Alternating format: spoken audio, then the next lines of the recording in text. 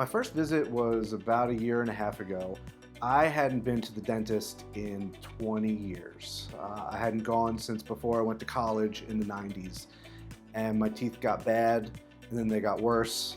And finally I had enough, and I knew I needed to do something about it. I ended up getting implants, I got veneers, I got crowns.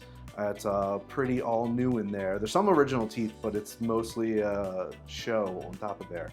Everyone was great. Everyone really made me feel comfortable. Like I said, I was so nervous about coming to the dentist. I was worried about what it would cost me, but I was worried about what they would think when I walked in the door. That they would see my mouth and push me away and say they've never seen anything this bad before. It was embarrassing, and they made me feel comfortable in here. So that's really what made me want to stay.